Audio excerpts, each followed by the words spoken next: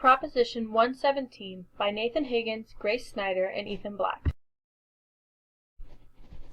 Proposition 117, Colorado Ballot Issue Initiative.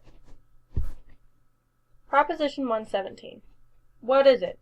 The initiative proposes requiring statewide voter approval of new state enterprises if the enterprise's projected or actual revenue from fees and surcharges is greater than $100 million within its first 5 years. Pre-established agencies will remain unaffected by this proposal.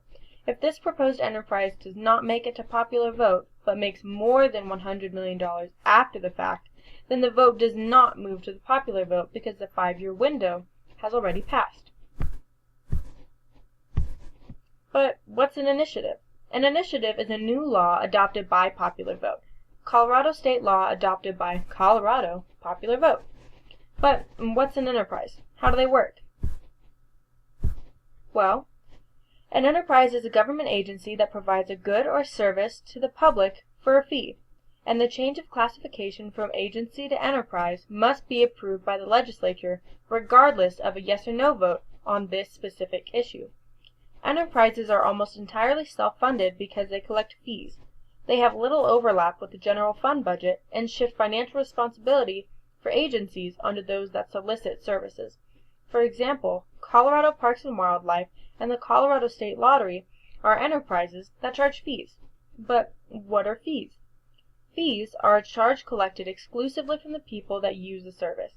Everyone in the state, however, is charged taxes. Taxes collected by the state go into the general fund budget, and fees go back into the enterprise. But how will the proposition affect enterprises? There are many enterprises which are created by counties or municipalities. These will not be impacted by the amendment in any way. This will apply only to state enterprises.